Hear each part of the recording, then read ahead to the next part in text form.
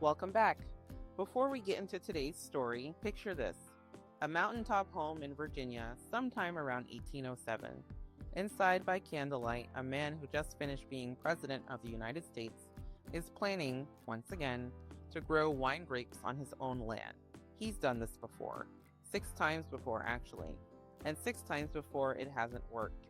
That man is Thomas Jefferson. And today, I want to tell you about the wine dream he had for this country, a dream he never once saw succeed. Jefferson wasn't just a casual wine drinker. By the time he became America's minister to France in 1784, he was traveling deliberately through Burgundy, Bordeaux, and northern Italy, tasting and studying everything he could. He came home believing something that, at the time, was almost radical, that Virginia could grow wine just as good as anything Europe produced. There was just one problem.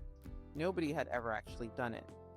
In 1773, an Italian horticulturalist named Filippo Mazzei arrived in Virginia with a plan: import vines and vineyard workers from Italy and prove European wine grapes could grow in American soil. Jefferson was so taken with the idea that he gave Mazzei land right next to Monticello to try it. For a moment, it looked promising. Then the Revolutionary War happened, funding dried up, and the project stalled. But the idea stuck with Jefferson for the rest of his life. Over the next 3 decades, Jefferson kept trying. His biggest attempt came in 1807, 2 vineyards at Monticello, 17 narrow terraces, 287 vines representing 24 different European varieties, Vitis vinifera, the classic wine grape species of the Old World.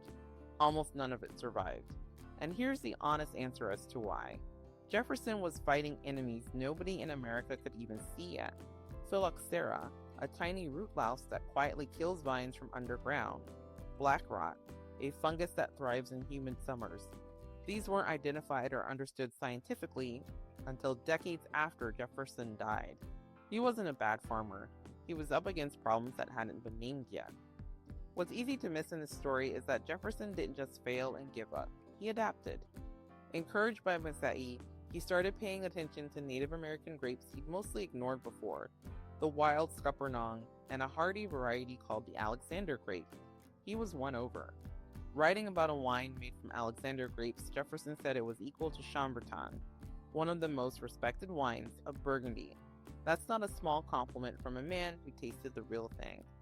He never got his European vines to thrive, but he got something to work. Jefferson died in 1826, still without a single successful vintage of European-style wine from his own land. He never got to see it work. But here's the part of the story I actually really love. It did work, just not in his lifetime.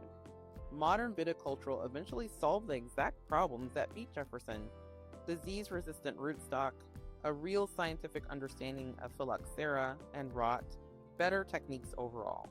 Virginia now has over 300 wineries. Barboursville Vineyards, founded in 1976, helped kick off the modern revival. And in the 1980s, a winemaker named Gabriel Rosset personally restored Jefferson's original vineyard terraces at Monticello on the very same land, using some of the very same grape varieties Jefferson once tried and failed with. In 2023, Monticello's own foundation acquired Jefferson Vineyards, the winery sitting on the exact land Jefferson gave to Mazzei 250 years ago. So, where do you start? Look for a Virginia Cabernet Franc, which has become something of a signature red for the state, or a Viognier if you want a white with real perfume and body. Either one is a direct descendant in spirit of what Jefferson spent 30 years chasing. That's Jefferson's wine dream, the long way around, but it got there. Thank you for joining me. Subscribe for short wine stories every weekend and longer ones like this every Monday.